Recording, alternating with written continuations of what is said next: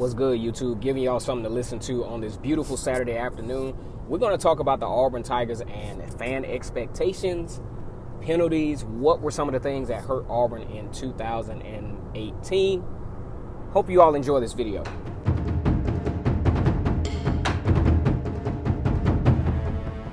What's good, YouTube? Once again, it's K-Stu the GOAT for Vernon Speaks Sports Auburn.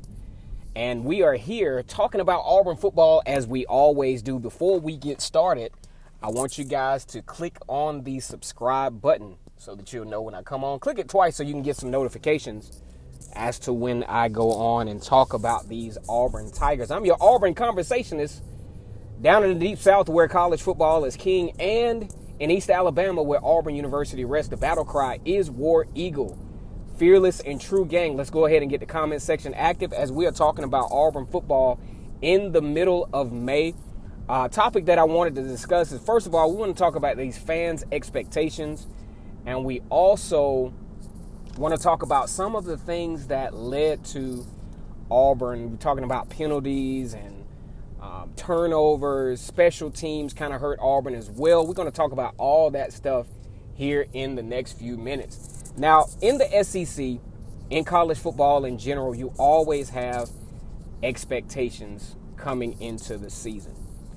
One thing we got to look at, though, is just like we're just going to make SEC as a conference synonymous with a corporation, right? Corporations have different entities that perform at different levels during a set period of time. Usually a fiscal year is what we call it. So you got your upper tier teams like Alabama and Georgia right now who are performing at a high level. So their expectation is going to be a little different than, say, when we talk about it from a realistic standpoint. Their expectation is probably going to be a little bit different than, say, Ole Miss or Mississippi State. They're going to have high level expectations for recruiting based on what they've been able to produce here in the last few years.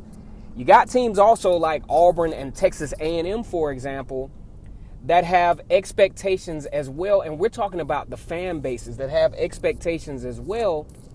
But when you're very honest with yourself, sometimes your expectations are not like reality at all. We talk about the Texas A&M Aggies, using them as a sample size for this conversation. We talk about the Texas A&M Aggies who have had 6 10-plus win seasons over the last 30 years. Now that can start to make you kind of shift your expectation levels. Of course, there's a difference between expectations and just honest wishful thinking.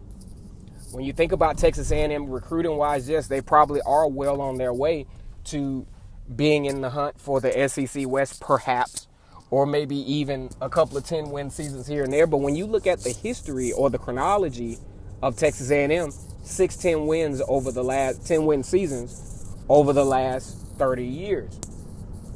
You take a look at the Auburn Tigers, of course, Gus Malzahn obviously is on the hot seat. I was listening to the Late Kick. Big shout out to Josh Pate. Listening to the Late Kick just the other day. And he gave a very interesting analysis of what Auburn fans want coming into the 2019 season. He made an interesting point when he said Auburn fans would rather go either 5-7 or 12-0. 8-5 just won't do. Because see, what Josh's logic was, okay, if they go 8-4, then you're on the fence as to whether you want to keep Gus or not, Gus Malzahn. And as an Auburn fan and graduate, for the most part, or for the fullest part, Gus Malzahn is not a crowd favorite. Probably, I would say even the majority of the fan base just has disdain towards Gus Malzahn in some form or fashion. And even the ones that like him are really making a special effort to like Gus Malzahn, okay? And for somewhat obvious reasons. But when you look at, fans not wanting that 8-4 season, when you look over the past 10 years for the Auburn Tigers, outside of the trips to the SEC championship in 2010, 2013, and 2017, Two of those years, 2010 and 2013, also included a national championship, winning the one in 2010. Auburn has actually had straight up 8-5 seasons for 5 of the last 10 seasons. Identical, 8-5 seasons. And that's exactly what Auburn does not want again. But if you look at the chronology of this, that's what Auburn has produced in the last few years. So I would say as a goal, an expectation, honestly, is 7 or 8 wins. If you're really looking at it from a average standpoint, the expectation, the bare minimum, is 7 and 8 wins if you're going fairly based on the numbers over the last 10 years. Now, I would say as a reasonable goal for the Auburn Tigers, considering the last 10 years, I would consider a reasonable goal 10 wins. 9 to 10 wins as a reasonable goal.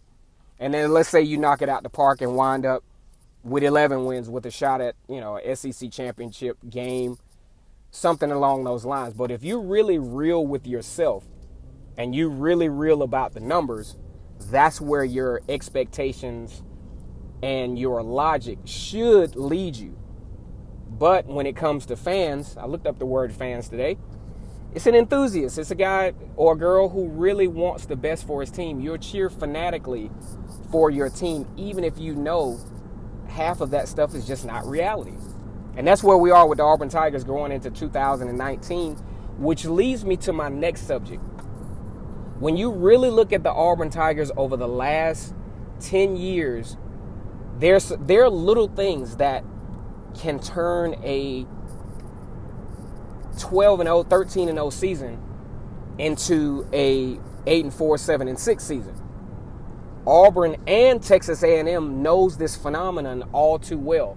How many times have you seen Texas A&M get off to a roaring start, and then the last few games it never fails. It even happened to them kind of this year. It never fails. They always lose those 2 or 3 inexplicable losses and wind up going 9-4. That's why Kevin Sumlin is not around right now. Jimbo Fisher has got to make it happen here pretty soon. Now, what are some of the things that happen when we look at the 2018 season for the Auburn Tigers? Some things really stick out. First of all, we look at the collapse of the defense between Mississippi State and Alabama, allowing over 400 yards per game, 28 points per game, 23, 24 first downs per game. The defense didn't play well between Mississippi State and Alabama. To add to that, there were some other little things that happened during that time as well. First of all, the penalties for Auburn was unreal. Auburn averaged 6 penalties per game, which garnished them the 87th rank. They were one of the 87 worst teams when it comes to penalties. The year before, though, Auburn was actually pretty good, only 4 penalties per game, which I would think would put them in the top 20, at least, as it relates to penalties. But when you look at how costly they were in 2018, you're talking about the LSU game where, 2 to 3 interception penalties in the last drive basically, escorted LSU into field goal range to win that particular football game, okay? Then you talk about situations where Auburn was driving the football. And how many times do we remember 3rd and 2 offensively winds up being 3rd and 5 because of a motion penalty or a legal procedure penalty or something really, really trivial, but those things add up. Those things really, really make a difference between go ahead and getting the first down and actually losing yardage, because at this point now you have to punt the football.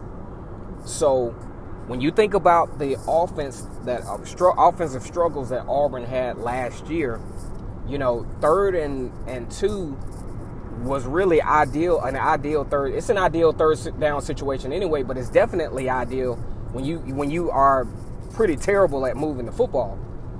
And 3rd down and 5, 3rd down and 7, based on the performance of last year's offense, is almost unconvertible. And they proved that. third down conversion percentage just really wasn't all that good last year. So the penalties is something that Auburn is definitely going to have to reel in, because that's the difference. That can be penalties, they shift momentum. If you talk about the Gus Malzahn run offense that's predicated on rhythm, nothing will get that offense off of rhythm quicker than a holding call or motion penalty, because now you have to rearrange your whole schematics at that point. So that's why penalties are very important. Auburn's got to fix that going into 2019. Also, taking a step back were the turnovers. Auburn had very, very, very costly turnovers, and two games come to mind when I think of this is Mississippi State and Tennessee. Boobie Whitlow on a long run had an opportunity to get Auburn back in the game, fumble right at the goal line. That's one thing Auburn has to do, is go ahead and take advantage and go ahead and cross the goal line. You know, those penalties, actually he fumbled again against Ole Miss. So penalties are turnovers are something Auburn definitely have to look out for, because those things were very, very, very, very costly for the Auburn Tigers in huge SEC games. You look back at the Tennessee game, which really, this was the difference. You talk about a turnover for a touchdown. Jarrett Stidham responsible for all three turnovers in that game, resulting in a loss at Tennessee. So we know turnovers are going to be, controlling the turnovers are going to be paramount going into 2019, and it's going to show up real quick, because in the Advocare Classic, Andy Avalos is going to attack the quarterbacks. That means, make no mistake about it, the quarterback is going to be attacking. Guess what? Auburn will have a first-year starter at the quarterback position. So ball protection is something that's going to have to be very, very stressed in fall camp. So when we look at some of the miscues of Auburn, you know, already we got turnovers and, you know, penalties terrible for Auburn in 2018. Last but not least, Auburn took quite a step back when it came to the kicking game. This is something that Auburn had been pretty reliant upon over the last few years. You talk about Anders Carlson, who took over for his brother Daniel and just didn't perform the same. You look at Daniel Carlson, you know, during his tenure at Auburn, 80% most of the time. You know, never missed a field goal. Now, of course, Anders Carlson has not missed a field goal as well. Anders Carlson has a very strong leg, but is not nearly as accurate as his brother. You talk about going from 80% to 60%. That's a huge shift. And see, some of the reasons why missing field goals can hurt is because that field goal can help you points-wise kind of either get back in the game, kind of start the trend of getting some momentum, or, you know, could be a game winner, right? Huge miss for Anders Carlson against Washington and Mississippi State. Very costly. So, you know, also with special teams, had a few turnovers on the special teams. A very costly one, punt return-wise, against Mississippi State. That actually set Mississippi State up to go up by double digits going into the half. So I want you guys in the comment section to leave, what do you think were some other areas where Auburn kind of faltered, and which kind of led to this 8-5 season for the Tigers? Go ahead and leave that in the comment section. Man, I really appreciate the Fearless and True gang. Go ahead and subscribe to Vernon Speaks Auburn. Until next time, guys, War Eagle.